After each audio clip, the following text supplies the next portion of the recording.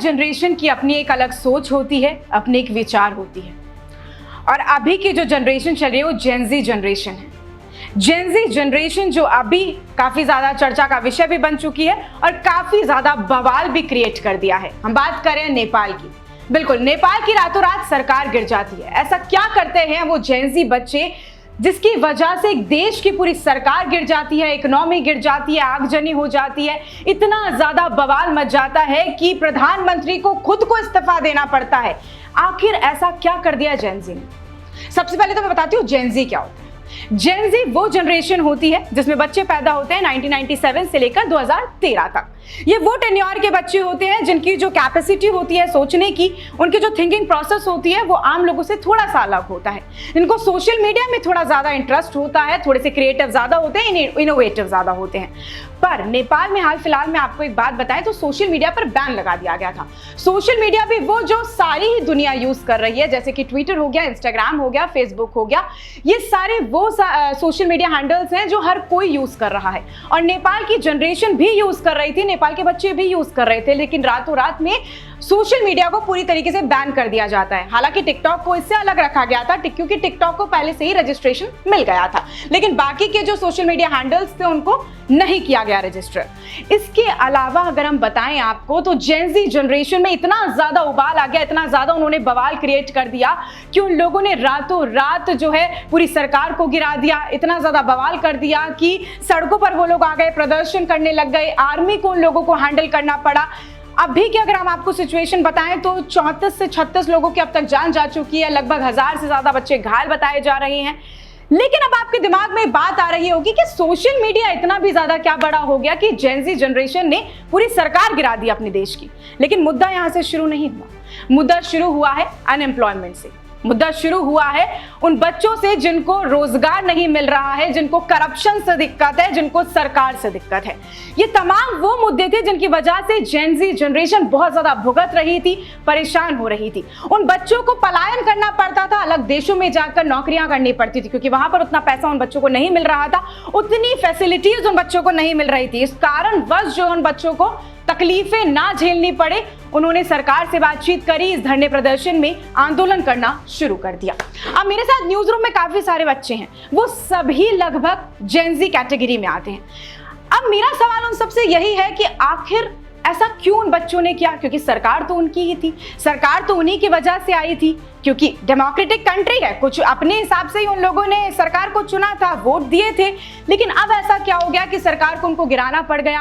अब ऐसा क्या हो गया कि उन लोगों को अब नई सरकार चाहिए? उन लोगों को क्या कुछ उनकी मांगे? अगर हमारे देश भारत में ऐसा कभी होता है, सोशल मीडिया हैंडल्स को बंद कर दिया जाता है, तो किस तरीके से जो जेन ज़ी जनरेशन है वो रिएक्ट करेगी? सबसे पहले तो मेरे साथ एक रिपोर्टर है दीपक जी। दीपक जी, जिस तरीके से पूरा ये घटनाक्रम होता है नेपाल में, रातों रात सरकार गिर जाती है, कहते हैं कि जेन ज़ी जनरेशन जिससे किसी को उम्मीद नहीं होती है। हम भी जब सोशल मीडिया चलाते हैं तो लोग कहते हैं जेन ज़ी जनरेशन तो एक ऐसी आई है जिससे किसी को भी उम्मीद नहीं है, वो सिर्फ सोशल मीडिया चलाना जानती है, टिकटॉक चलाना सीखती है और रील्स बनाना जानती है। पर एक सरकार को गिरा देना, इतनी ज्यादा संख्या में एक साथ लोगों को खड़ा कर देना और प्रधानमंत्री तक इस्तीफा दे दे, ऐसा पहली बार हुआ है इस पूरी हिस्ट्री में। सबसे पहले सारी चीजें जो हुई है नेपाल के अंदर, इतनी बड़ी चीज हो गई कि सरकार गिर गई है, तो इसमें सबसे पहला हाथी वो टिकटॉक का है। ये चीजें समझनी होगी क्योंकि जो शुरुआत हुई थी, इस टाइमलाइन को समझना पड़ेगा कि ये शुरुआत कहाँ से हुई, आखिरकार माजरा क्या था और ये कैसे ये टाइम लेप जो बना और उसके बाद में इस तरह के हालात वहाँ पर बने। टाइम लेप के थ्रू ये समझाऊंगा कि नवंबर 2023 के अंदर जो वहाँ पर नेपाल में चीनी सोशल मीडिया ऐप यानी कि टिकटॉक है, इसके ऊपर बैन लगाने के लिए बातचीत शुरू हुई। और उसके अंदर जो कम्युनिकेशन महकमे के जो मंत्री थे वहाँ के, रेखा शर्मा, उन्होंने कहा कि टिकटॉक का इस्तेमाल है वो अश्लील कंटेंट और हेट स्पीच के प्रचार के लिए हो रहा है और वहाँ पर इस लिहाजा टिकटॉक को जो है बंद कर दिया गया। उसके बाद में इसके ऊपर लगातार बातचीत चलती रही। अब ये आज का माजरा जो बताता हूँ, ये मैंने जो आपको बताई ये नवंबर 2023 की बात है, जिस टाइम पर टिकटॉक के लिए जो बात हुई और उसमें कम्युनिकेशन मंत्री हैं उन्होंने कहा कि इसको बैन करना पड़ेगा, जिसमें उन्होंने अपना कारण भी दिया। उसके बाद में आगे चलते हैं, इस महीने क्या हुआ, सोशल मीडिया ऐप के लिए एक एडवाइजरी निकाली गई जी। और उस एडवाइजरी के अंदर नेपाल में जो रजिस्टर्ड ऑफिस खोले जाए उनका ये कहना था, और इसके अंदर कॉन्टैक्ट ऑफिसर और जो ग्रीवोस रिसर्चर ऑफिसर है वो नियुक्त किए जाए, उससे 3 महीनों का टाइम दे रहे हैं। बिल्कुल। वहाँ पर ये सारा जो है सोशल मीडिया के जो बड़े प्लेटफॉर्म्स हैं उन्होंने इस बात को नकार दिया, मामला सुप्रीम कोर्ट में चला गया, और उसके बाद में जितने भी जो बड़े सोशल मीडिया के ऐप्स हैं उन्होंने ये बात मानी नहीं। मेटा एक्स सहित जो किसी जो बड़े सोशल मीडिया हैं वो जो लोड नहीं ले रहे हैं, कुल मिला के अगर बातचीत की जाए तो इसके बीच में सरकार इसके अंदर जो मामला निकल कर आया, इसके अंदर मामला सुप्रीम कोर्ट में जाने के बाद में सोशल मीडिया प्लेटफॉर्म्स ने इसके ऊपर जवाब दिया। उन्होंने कहा कि सरकार हमारे पर दबाव बनाकर आम नागरिकों की प्राइवेसी है वो ब्रीच करवाएगी, तो इसलिए यहाँ दफ्तर नहीं खोले जा सकते। सितंबर 2024 की अगर बातचीत करी जाए तो उसके अंदर सुप्रीम कोर्ट ने फैसला दिया कि सोशल मीडिया है जो प्लेटफॉर्म सरकार की गाइडलाइन माने। बिल्कुल। वहीं इस साल सरकार ने कहा कि 7 दिन का टाइम देते हैं, गाइडलाइन फॉलो करो, ये अगर नहीं करोगे तो बैन लगा देंगे। और उसके बाद में इसका पूरा का पूरा जो ये देखा गया, बैन जो है लगा दिया गया और 4 सितंबर को बैन लगाया गया और उसके मात्र 36 घंटों के अंदर वहाँ पर सरकार गिर जाती है। बिल्कुल। अब कहानी जिस टिकटॉक से शुरू हुई थी, एक बात जो बताना इसके अंदर मैं भूल गया, वो ये थी कि टिकटॉक ने 8 महीने के बाद में नेपाल के अंदर जो सरकार की गाइडलाइन मान ली थी, यानी कि जिस नवंबर 2023 के अंदर जो गाइडलाइन की बात हुई थी टिकटॉक को बैन किया जाए, और अब जो अगर बातचीत करी जा रही है तो 8 महीनों के अंतर्गत टिकटॉक ने उनकी गाइडलाइन मानी, कहा कि हम सरकार के जो नियम कानून कायदे हैं उनके अंतर्गत रहकर काम कर सकते हैं, और उसके बाद में सभी गाइडलाइन मानकर उन पर जो है बैन हटा दिया गया। और 4 सितंबर को टिकटॉक अकेला ऐसा बड़ा प्लेटफॉर्म था जो कि इस ब्लैक लिस्ट से बच गया, यानी कि टिकटॉक से कहानी शुरुआत बिल्कुल, और उसके बाद में कहानी घूमते घूमते वहाँ चली गई, और अब वहाँ पर जो स्थिति ये बनी हुई है, सरकार गिर गई है, नए प्रधानमंत्री जो है वो नियुक्त किए जा चुके हैं, सारी चीज़ें हो गई है, जनरेशन का गैप है। क्योंकि जो चीज़ें, एक चीज़ जो इसमें मेरे को सबसे अलग लगती है वो ये लगती है, जिसके लिए मैं कल बैठे बैठे लिख भी रहा था, कि वर्तमान के अंदर जो वहाँ पर स्थिति बनी हुई है, तो नेपाल में जो हो रहा है कोई नहीं चाहेगा कि किसी भी देश में ऐसा हो, चाहे वो कैसी भी स्थिति बने, सरकार उसको टैकल करे, सेना के बल के ऊपर वहाँ के लोगों को छोड़ देना, मतलब सरकार काम नहीं कर रही है। लोकतंत्र की भी अगर बातचीत की जाती है तो लोकतंत्र भी वहाँ पिटता हुआ नजर आता है और लोकतंत्र एक तरीके से खत्म हो जाता है। लेकिन लोकतंत्र के प्रतीकों को अगर बातचीत की जाए तो आग लगाकर लोकतंत्र के जितने भी स्थापित किए गए जगह हैं उनको जगाकर उसको आप प्रदर्शन नहीं काउंट कर सकते। वो आप सरकार के खिलाफ, अपनी प्रॉपर्टी के खिलाफ, अपने देश के खिलाफ जाना है, तो वो एक सही सटीक तरीका नहीं हो सकता। क्योंकि अगर मान लो प्रदर्शन किया भी जाता है तो उसके हाथ में कुछ लोग जो वहाँ पर जेनजी बताए जा रहे हैं, उनके हाथ के अंदर, कईयों के हाथ में ऐसी गन देखी जाती है, फोटो तस्वीरें देखी जा सकती है, कॉकटेल यानी कि शराब की बोतलें उनके हाथ में देखी जा सकती है। तो this is not a protest, this is not a way to deliver your thought to the government.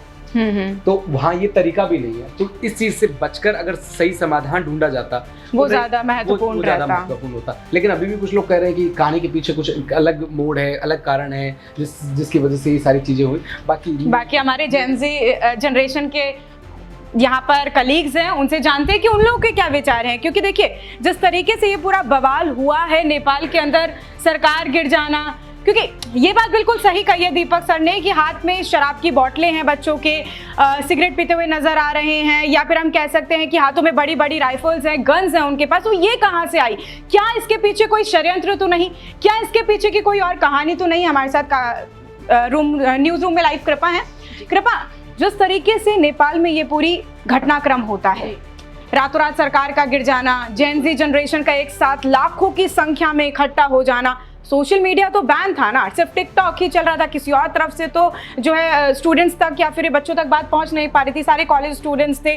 और कुछ तो ऐसे वीडियोस हम आपको सामने प्ले भी कर रहे हैं कि बच्चों ने ड्रेसेस पहनी हुई है स्कूल की, ठीक है। और इस तरीके से इनका माइंडसेट आखिर चेंज कैसे हो गया? मतलब इस तरीके का माइंडसेट रखना, क्या सच में सिर्फ सोशल मीडिया ही एक ऐसा कारण है जिसकी वजह से जेनजी जनरेशन में इतना उबाल, इतना गुस्सा आ गया? देखिए, आपने एक कहावत सुनी होगी कि एकता जहाँ मिल जाती है तो जी। शक्ति जो है वहाँ बन जाती है, और शायद इसका कहीं ना कहीं उल्टा मैं बोलूँ नेपाल में हुआ है। माना कि ये पूरा जो प्रदर्शन था भ्रष्टाचार को लेकर था, बेरोजगारी को लेकर था, और फिर दूसरा रीजन उनका मेन ये बन गया कि सोशल मीडिया बैन हो गया। तो ये पूरा प्रदर्शन उनका हुआ। सारे प्रदर्शनकारी जो थे, जेनजी बोलूं या उनमें और भी उम्र दराज जो लोग थे, सारे इसमें शामिल हुए, सब लोग आए, सड़कों पर आए। अब जो नई वीडियोस अगर आप देख रहे हो तो नई वीडियोस में वो लोग जो है अपने द्वारा की गई गंदगी को साफ भी कर रहे हैं, है ना।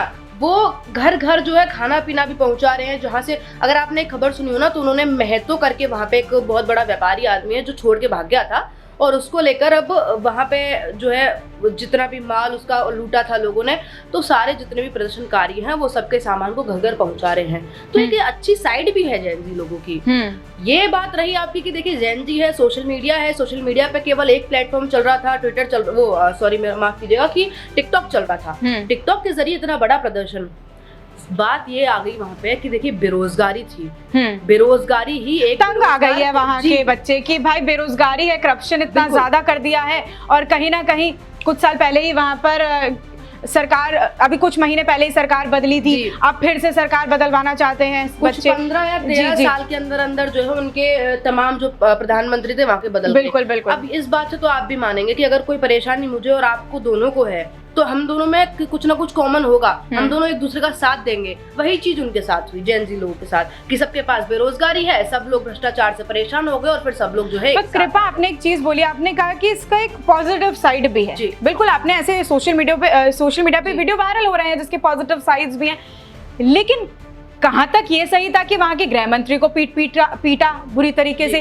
कहां तक वो सही है कि वहां के पूर्व प्रधानमंत्री की वाइफ को जिंदा जला दिया घर के अंदर? मतलब इतना घिनौना, इतना भयावह कि आप सहम जाएंगे, डर जाएंगे। इस तरीके के वीडियोस भी वायरल हो रहे हैं। खबर तो ये भी है कि वहां से ओपन में फायरिंग चल रही है, ओपन में सब कुछ चल रहा है। मतलब इस तरीके की जब हरकत होगी, वारदात होगी, और वो भी जेनजी जनरेशन, मतलब ये तो यूथ है। कहते हैं कि यूथ जो होता है देश का, वो आगे का भविष्य होता है, और वो भविष्य ऐसा निकलेगा जो कि अंधकार में डाल देगा। बात दरअसल ये है ना कि माना कि यूथ जो है वो भविष्य है, पूरा जो है राज्य का अगर कुछ होता है, वैल्यू है, तो वो भविष्य ही होता है। हम लोग होते हैं, ठीक है ना, हम युवा होते हैं, लेकिन जब उन युवाओं को नौकरी नहीं मिलेगी, उनकी सुनी नहीं जाएगी। दरअसल क्या हुआ कि जब भ्रष्टाचार खुलने को आया तो लोगों ने अपने सोशल मीडिया प्लेटफॉर्म्स पर उनके बारे में अपलोड करना शुरू कर दिया, पोस्ट करना शुरू कर दिया। सरकार ने सोशल मीडिया बैन कर दिया। अब जितने लोग उसमें संलिप्त थे, उन लोगों ने क्या किया, ये जेनजी लोगों ने क्या किया, उन लोगों पर हमला करना शुरू कर दिया। प्रधानमंत्री वहां से भाग गया, गृह राज्य मंत्री वहां से भाग गया, सभी वहां के लगभग। ये बात सही है आपकी। देखिए, कानून हाथ में लेना कहीं तक सही नहीं, क्योंकि वहां का भी एक संविधान है, लेकिन वहां के प्रदर्शनकारी जितने भी, उनका ये भी कहना है कि संविधान को हमने हाथ में लिया, इस बात का ठीक है, हम मान रहे हैं, लेकिन ये चीज बहुत जरूरी थी कि इस भ्रष्टाचार को लेकर जितना भी प्रदर्शन है, ये बहुत जरूरी था वहां पे। चलिए ठीक है कृपा, अब हमारे साथ नंदिनी, उनसे जानेंगे। नंदिनी, वहां के जेनजी लोगों ने पार्लियामेंट तक जला दिया है, मतलब लोकतंत्र को फूंक दिया है, अगर हम साफ शब्दों में और कड़े शब्दों में कहें। अब एक बार फिर से सरकार का आना, सरकार का बनना, सारी चीजों का फिर से तैयार करवाना और बदलाव करना पूरा का पूरा, क्या लगता है कि जेनजी जनरेशन अब सिर्फ इस मामले पर अटकी हुई है कि सोशल मीडिया को बैन जो है हटा दो, हम फिर से नॉर्मल हो जाएंगे, या फिर सिर्फ बैन का मुद्दा नहीं है, मुद्दा तो करप्शन और एम्प्लॉयमेंट का है? जी, आप बिल्कुल सही कह रहे हैं। मुद्दा वाकई में करप्शन का है कि लोग इतने तंग आ गए वहाँ पे कि उन्होंने इतना बड़ा जो कदम है वो उठा दिया, लोकतंत्र को एक तरह से धराशायी वहाँ पे कर दिया गया है। चलिए ठीक है, कोई नहीं। हमारे साथ जेनजी जनरेशन के भी कुछ लोग हैं जो प्रॉपर बता पाएंगे। विनय, अगर सेम मामला हम भारत में देखने को मिलता है, भारत की पॉपुलेशन भी बहुत ज़्यादा है, अगर ऐसा होता है कि जेनजी जनरेशन इस तरीके से बवाल मचाना शुरू कर देती है करप्शन को लेकर, अनएम्प्लॉयमेंट को लेकर, हालांकि विवाद होते हैं भारत में भी, करप्शन को लेकर आंदोलन प्रदर्शन भी होते हैं, कई बार मुद्दे भी उठते हैं, लेकिन कितना सही लगता है कि इस तरीके से हरकत करना, इस तरीके से पूरे देश की जो आर्मी है उस तक को मतलब डरा देना, पूरी सरकार को गिरा देना, कहाँ तक सही समझते हैं? और भारत में अगर ऐसा कुछ होता है तो भारत की जेनजी किस तरीके से रिएक्ट करेंगे? मैम, मैं सबसे पहले ये कहना चाहूँगा कि उनकी कहीं ना कहीं तरीका गलत हो सकता है उनका, पर उनका कुछ चीज़ें ऐसी है और कुछ चीज़ों को रखने का तरीका गलत हो सकता है, पर वो चीज़ें सही है। अगर उनका प्रोटेस्ट चल रहा था, प्रोटेस्ट चलते चलते वो इतने उग्र हो गए कि पूरा देश को। सोशल मीडिया इतना इम्पोर्टेंट है कि आपके टाइम के लोगों के लिए? सोशल मीडिया क्यों नहीं इम्पोर्टेंट है? सोशल मीडिया इम्पोर्टेंट है आज के टाइम पे। आज के टाइम पे उससे जानकारी मिलती है, इंसान उससे अपडेट रहता है कि क्या है क्या नहीं है।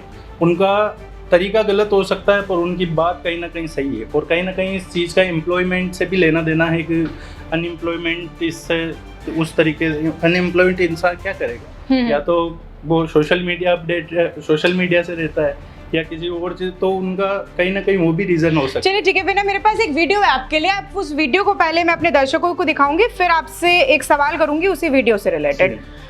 सबसे पहले तो मैं आपको वीडियो दिखाती हूँ कि किस तरीके से बच्चे वहाँ पे भाग रहे हैं और मतलब टिकटॉक के जरिए वो वीडियोस बना रहे हैं। एक तरफ आगजनी चल रही है, लोग जल रहे हैं, फायरिंग हो रही है। वो वीडियो में आपको बगल में प्ले कर रहे हैं हम लोग। जिस तरीके से वहाँ पे बच्चे डांस कर रहे हैं, टिकटॉक के वीडियोस बना रहे हैं, जबकि वहाँ पर आगजनी हो रही है। हिल्टन होटल को जला दिया है, पार्लियामेंट को जला दिया गया है, पॉलिटिशियंस की गृह मंत्री को जला दिया है, पूर्व मुख्यमंत्री प्रधानमंत्री की वाइफ को जिंदा जला दिया है। ये किस तरीके से सही है? मतलब कैसे मानते हैं इन सब चीज़ों को आप सही? ये बिल्कुल सही नहीं है, मेरी नज़र में भी ये बिल्कुल सही नहीं है।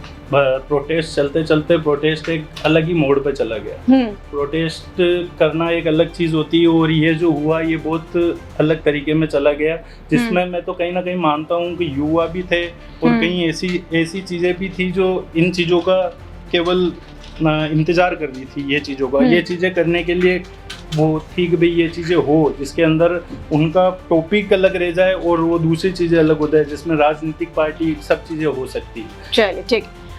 हमारे साथ आकृति हैं जो कि सोशल मीडिया ही देखती हैं। अगर सोशल मीडिया बैन हो जाता है तो इनके ऊपर क्या प्रभाव आएगा और भारत के ऊपर क्या असर पड़ेगा? मैं आपको पहले तो क्लियर कर दूं, आप करप्शन और सोशल मीडिया बैन की बात कर रहे हैं तो वो इसलिए हुआ था क्योंकि वहाँ पे एक हैशटैग चला था नेपो किड्स, उस वजह से, जिससे उनके पॉलिटिशियंस बिल्कुल लाइफस्टाइल एक्सपोज हो गई थी, जिसकी वजह से ये सारा चला। लेकिन अगर उनका ये सोशल मीडिया बैन वाला चीज गलत है तो उनका धरना जो जिस तरीके से उन्होंने किया वो भी कहीं ना कहीं गलत है। भारत की बात करें तो यहाँ पे धरने होते हैं पर वो एक शांतिपूर्ण तरीके से होते हैं, और भी चीज होती है लेकिन ठीक है, लेकिन उनकी तरह तो यहाँ नहीं हो सकता है।